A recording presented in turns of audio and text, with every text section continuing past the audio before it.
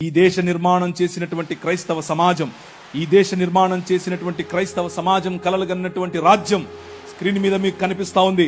1807లో abolishment of the slavery act నీ రాజు తీసుకొచ్చాడు. జోగిని అనే వ్యవస్థను కూల్చడానికి నీ రాజు తీసుకొచ్చాడు. 1930లో ముత్తులక్ష్మిరెడ్డిని నిలబెట్టి మెడ్రాస్ లెజిస్లేటివ్ కౌన్సిల్లో ఈ దేవదాసి వ్యవస్థను నాశనం చేయటానికి దాన్ని తీసి పారేయండి అని పిల్లు పెట్టింది. నీ రాజు పంపగా వచ్చిన వ్యక్తులు ఆంధ్ర జోగిని యాక్ట్ మనం తీసుకొచ్చాం. ఇంగ్లీష్ ఎడ్యుకేషన్ ఫర్ ఎవ్రీబడి, ప్రతి ఒక్కరికి 1835 మనం తీసుకొచ్చాం. 1795 రైట్ టు ప్రాపర్టీ, అంతకు ముందు ఎవరు భూములు కొనటానికి లేదు. బడుగు బలహీన వర్గాలు భూములను స్వాధీనం చేసుకునేవాళ్ళు.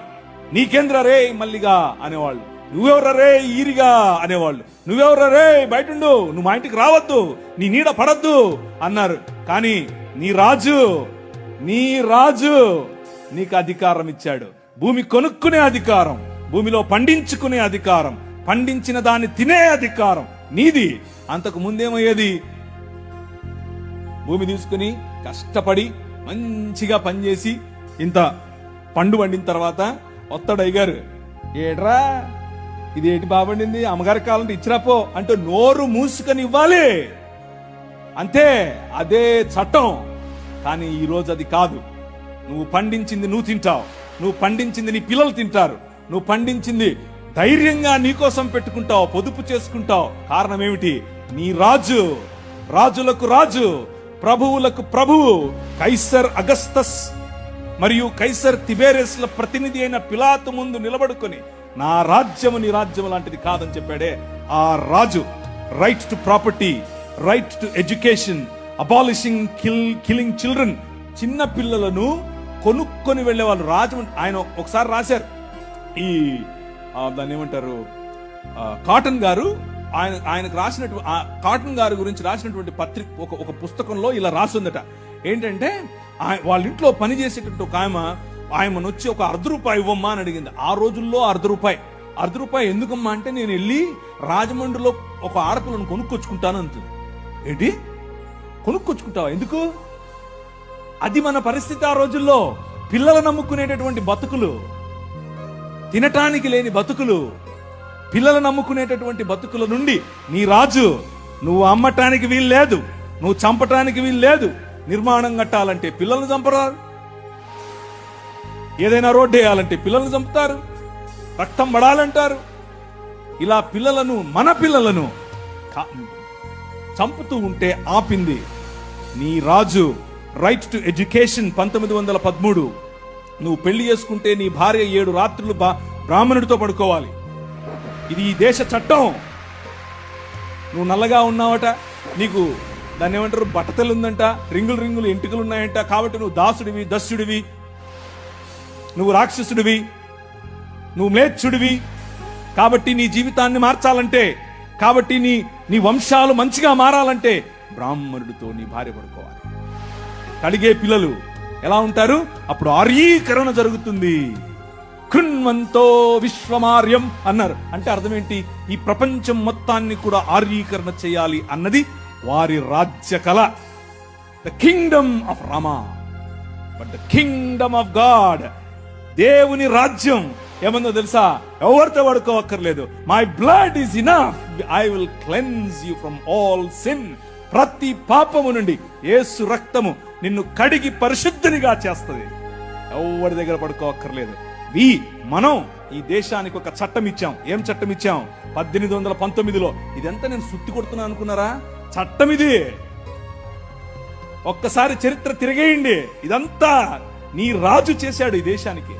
నీ రాజు తీసుకొచ్చాడు. నల్లట్ట పుస్తకం మోసుకొచ్చినోళ్ళు కష్టపడి పిల్లులు వేసి, రిట్ పిటిషన్లు వేసి, నిలబడి కొట్లాడి నీకు ఇచ్చిన హక్కిది. That is the kingdom of God.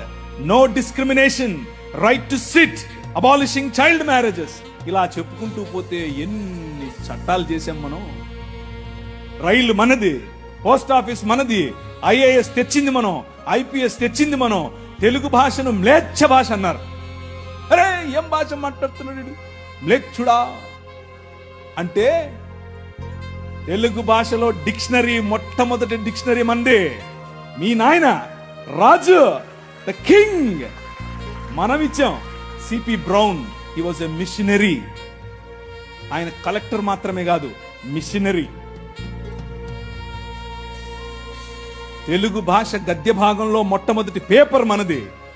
Telugu భాష గద్య భాగంలో మొట్టమొదటి పుస్తకం మనది. వీళ్ళకు వాళ్ళ సొంత రామాయణం, మహాభారతాలు కూడా ట్రాన్స్లేట్ చేసుకునే దిక్కు లేదు. అది చేసింది మనమే.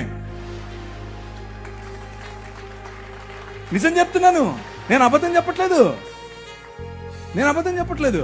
మొట్టమొదటి ట్రాన్స్లేషన్ చేసింది కూడా మనమే. వాళ్ళు అది కూడా చేయరు. ఎందుకంటే విద్య పంచకూడదు. వాళ్ళ రాజ్యంలో విద్య పంచకూడదు. మన రాజ్యం అందరికీ విద్య, ప్రతి ఒక్కరూ చదవాలి. ఎందుకు? ఇదిగో నల్లట్ట పుస్తకం కూడా చదవాలి. అర్థమవుతుందా? నల్లట్ట పుస్తకం చదివితే దిమాగ్ ఖరాబ్ అవుతుంది, దిమాగ్ ఫిరాయిస్తుంది, మనిషి వెంటనే మనిషి అవుతాడు. ఈ రాజ్యం మనుషుల కోసం రాజ్యం. ఆ రాజ్యం తలకాయలో నుంచి వచ్చిన వాళ్ళకి మాత్రమే రాజ్యం, భుజాల్లో నుంచి వచ్చిన వాళ్ళకే రాజ్యం. ఈ రాజ్యం అందరి రాజ్యం, అందరికీ సుభిక్షత, అందరికీ పట్టభద్రత. అలెగ్జాండర్ డఫ్ అనే ఒక ఆయన ఎంతమంది ఉన్నారు ఈ పేరు? ఒకరు, ఇద్దరు, ముగ్గురు, ఒకే ఒక 10-15 ఉన్నాయి. మిగిలిన వాళ్ళు ఒక చెంచా నీళ్లు తీసుకొని దూకండి. అలెగ్జాండర్ అంటే పొరపాటున మీద ఆ గ్రీకు ఒక ఆయన వచ్చాడు గుర్రం వేసుకుని, ఆయన అనుకుంటారు కాదు, ఈయన వేరే. అలెగ్జాండర్ డఫ్. ఈయన రవి అస్తమించని బ్రిటిష్ సామ్రాజ్యం పైన ఇన్ఫ్లుయెన్స్ తీసుకొచ్చాడు. ఏం ఇన్ఫ్లుయెన్స్ తెలుసా? నా పిల్లలు చదవాలి, మా భారతీయ పిల్లలు చదువుకోవాలి.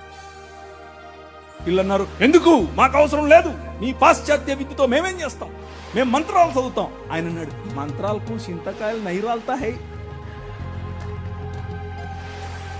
అలెగ్జాండర్ డఫ్ నో, చదవాలి, మన పిల్లలు చదవాలి, ఆంగ్ల భాషలో చదవాలి, ప్రతి భాషలో చదవాలి, తెలుగులో చదవాలి, తమిళంలో చదవాలి, బెంగాలీ కావాలి. పుస్తకాల తర్వాత పుస్తకాలు, పుస్తకాల తర్వాత. ఈ అలెగ్జాండర్ డఫ్ యొక్క ఇన్ఫ్లుయెన్స్ కారణం చేత ఈశ్వరచంద్ర విద్యాసాగర్, అలాగే రాజా రామ్మోహన్ రాయ్ ఇలాంటి వాళ్ళు నిలబడి, ఎస్ మా పిల్లలు చదవాలి, మా పిల్లలు కూడా చదవాలి, మంత్రాలకు మేమేం చేసుకోవాలి, అవసరం లేదు, ఎల్లమ్మకు పుల్లమ్మకు పోయి మీరు చదువుకోండి అని యూనివర్సిటీస్ ఒకే సంవత్సరంలో అటువైపు మెడ్రాస్ యూనివర్సిటీ, ఇటువైపు బాంబే యూనివర్సిటీ, ఇటువైపు శ్రీరాంపూర్ యూనివర్సిటీగా ఈ రోజు ఏదైతే ఉందో బైబిల్ కాలేజ్ అనుకుంటున్నారో అది ఆ రోజు కల్కటా యూనివర్సిటీ. 3 యూనివర్సిటీలు స్థాపించటానికి వెనకుండి పనిచేసింది ఈ అలెగ్జాండర్ డఫ్. ఈయన ప్రభావం, ఈయన ఇన్ఫ్లుయెన్స్ కారణం చేత మెకాలే అనే ఒక వ్యక్తిని ఈ దేశానికి పంపించారు. పోయి చూసి రాబో బాబు, అసలు చదువు అవసరమా లేదా. ఆయన ఇచ్చినటువంటి నివేదిక, ఎస్ అందరూ చదవాలి. ఇంతమంది కూర్చొని ఉన్నారు, బైబిల్ సంకలో పెట్టుకుని ఓ వెళ్ళిపోతున్నారు, బాగుంది. కానీ ఏడి ఒక్క అలెగ్జాండర్ డఫ్? మీ ఊరి ఎమ్మెల్యేని ఇన్ఫ్లుయెన్స్ చేసే దమ్ముందా నీ దగ్గర? మీ ఊరి ఎంపీ దగ్గర నిలబడుకొని మాకు ఇది కావాలి అని అడిగే దమ్ముందా నీ దగ్గర? అలెగ్జాండర్ డఫ్ నీకోసం కొన్ని 100 సంవత్సరాల క్రితం నీ పిల్లల కోసం ఆలోచించాడు. ఎలా కట్టాం ఈ దేశాన్ని తెలుసా? దూరదృష్టి, దూరంచే యుద్ధవాసనను పసిగట్టడం. యోబు గ్రంథంలో రాసినట్టు, గుర్రమును చూచితివా, అది వాడి రౌతును తిరస్కరిస్తుంది, తలతలలాడు ఈటెలను మెలమెలలాడు ఆ బల్లెములను చూసినప్పుడు రా రా అని ఉద్దండ కోపముతో మిడతల వలె గంతులేసి ముందుకెళ్తుంది. యుద్ధం అంటే దానికి అంత ఇష్టం. ఏది ఎక్కడున్నారు అలెగ్జాండర్ డఫ్లు? రైజా ఇంతవరకు పాట పాడారు, లే నిలబడు, లే నిలబడు. ఎప్పుడు నిలబడతావు ఇంక నువ్వు? నీ చరిత్ర. డాక్టర్ బాబాసాహెబ్ భీమ్రావ్ అంబేద్కర్ గారి మాట అన్నారు.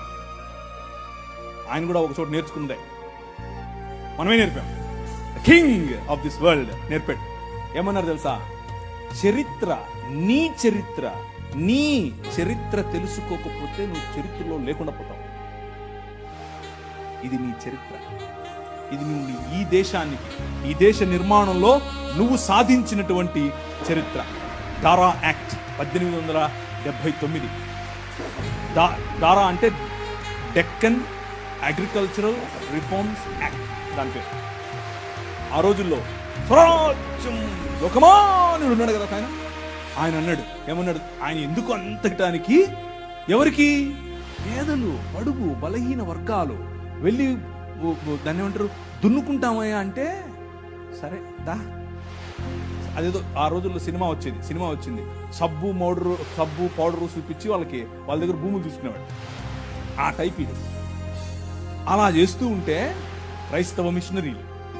క్రైస్తవ మిషనరీలు అప్పుడున్నటువంటి డెక్కన్ ప్రాంతానికి రాజు అయినటువంటి హైదరాబాద్ హయాంలో వాళ్ళ దగ్గరికి వెళ్ళి ఇన్ఫ్లుయెన్స్ చేసి, నో అలా కాదు, అలా ఉండడానికి వీల్లేదు, దే ఆర్ పెసెంట్స్, వాళ్ళకి అంతంత వడ్డీకి రుణాలు ఇస్తే వాళ్ళు ఎట్లా కడతారు, వాళ్ళు ఎలాగూ కట్టలేరు.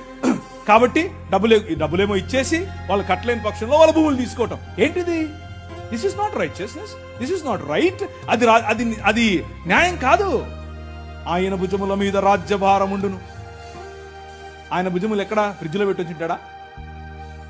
నువ్వే. This is his body. ఇది ఆయన శరీరం, ఆయన భుజములు ఇక్కడే ఉన్నాయి. ఆ రోజు వాళ్ళు గుర్తించారు, అది నా బాధ్యత అని గుర్తించి వాళ్ళకి 25 పైసల కంటే ఎక్కువ వడ్డీకి రుణం ఇవ్వటానికి వీల్లేదు అని యాక్ట్ చేశారు. ఈ రోజు కూడా అది అలాగే అమల్లో ఉంది. That is your king. నీ రాజు అది. ఈ దేశాన్ని అలా నిర్మించాడు. శామ్ అగింబాటమ్ అనే ఒక ఆయన గ్రీన్ రెవల్యూషన్ ఈ దేశానికి తీసుకొచ్చాడు. ఓ ఆవులు, మేము దాన్ని నిమురుతాం, మేము దాన్ని పూస్తాం, మేము దాన్ని కడుగుతాం అనేవాళ్ళు కొంతమంది సిమ్ కార్డు బాబాలు ఉన్నారు. ఈ మాటలే అంటుంటారు. వాళ్ళకి చేతకాల ఎట్లా ఆవులు పెంచాలి, ఎట్లా డైరీ ఫామ్ తీసుకురావాలి, ఎట్లా అగ్రికల్చర్ చేయాలి, మేము నిమురుతూ ఉంటాం, మాకు అదే కావాలన్నారు. కానీ ఏం చేయాల, చూస్తూ ఉన్నారు ఊరికే. కానీ శామ్ అగింబాటమ్ చూశాడు, ఊరికి నిమరలా పనిచేసాడు. ఎందుకో తెలుసా? యువర్ కింగ్, నీ రాజు భావజాలం వేరు. ఊరికే ఊరికే దాన్ని పట్టుకోనేది కాదు ఆయన రాజ్యం. ఆయన రాజ్యం దాని ద్వారా అనేకులకు ఉపాధి, దాని ద్వారా అనేక కుటుంబాలు బాగుపడాలి, అనేక కుటుంబాలు నూతన పరచబడాలి. ఆయన 21వ అధ్యాయం ప్రకటన గ్రంథం 3, 4, 5 వచనాల్లో సింహాసనాసీనుడైన వాడు ఈ విధముగా సెలవిచ్చుచున్నాడు, ఇదిగో నేను సమస్తమును నూతన పరచుచున్నాను, క్రొత్త ఆకాశము క్రొత్త భూమిగా తయారు చేసేటటువంటి అగ్నిలో పుటము వేసి బయటకు తీసినట్లుగా ఈ ప్రపంచాన్ని పునరుత్థానము చెందించే పనిలో నిన్ను నన్ను వాడుకుంటున్నాడు. That is your king. ఆ రాజు వచ్చాడు, ఆ రాజు పని మొదలెట్టాడు. ఎలా మొదలెట్టాడు? ప్రతి సమాజాన్ని పట్టుకోవటం ద్వారా, ప్రతి ప్రభుత్వాన్ని ప్రభావితం చేయటం ద్వారా. ఆనాడు నిమ్రోదు సమయం మొదలుకొని ఈనాడు నరేంద్ర మోదీ గారి ప్రభుత్వం వరకు హీ ఈజ్ ద కింగ్. ఆయనే నడుపుతున్నాడు, ఆయనే చేస్తున్నాడు. మన జీవితాలను మరింత ప్రభావవంతమైనదిగా చేయటానికి ఈరోజు భారతదేశం అన్ని దేశాల కంటే రిలీజియస్ మైనారిటీస్ పైన ఒత్తిడి తీసుకొని రావటంలో, వారిని హింసించడంలో ప్రపంచంలో ర్యాంక్ నంబర్ 1 మనం. నంబర్ 1 ర్యాంక్ మనమే. మొన్నే వచ్చింది. రిలీజియస్ మైనారిటీస్ అంటే మనమే. మనలను హింసించటంలో భారతదేశం నంబర్ 1. పాకిస్తాన్ కాదు, ఆఫ్ఘనిస్తాన్ కాదు, సోమాలియా కాదు, ఎవరు కాదు, భారతదేశమే. చచ్చిపోయిన వాళ్ళను కూడా గుంత తవ్వి బయటకు తీస్తున్నారు ఛత్తీస్గఢ్లో. ఎందుకు చేస్తున్నారో తెలుసా? ఇదంతా భయం. ఏంటా భయం? వీళ్ళందరినీ మనుషులు చేస్తున్నారు, వీళ్ళందరూ సమానం అంటున్నారు. మనుష్యత్వం, మతం మనుష్యత్వం ఎదుట నిలబడలేదు. భయం దానికి. మతానికి నిజమైన మనిషిని చూస్తే భయం. నిజమైన మనుష్యులను తయారు చేసేటటువంటి దేవుని రాజ్యం, నిజమైన మనుష్యత్వాన్ని ఈ ప్రపంచంలో వెలుగుగా ప్రకాశింపచేయటానికి పిలువబడినటువంటి దేవుని రాజ్యం. ఆ రాజ్యం నిలబడాలి, ఆ రాజ్యం పోరాడాలి, ఆ రాజ్యం భయంకరమైనటువంటి ఈ ఒడుదుడుకులలో కూడా నిలబడాలి. అలా నిలబడటానికి మీరు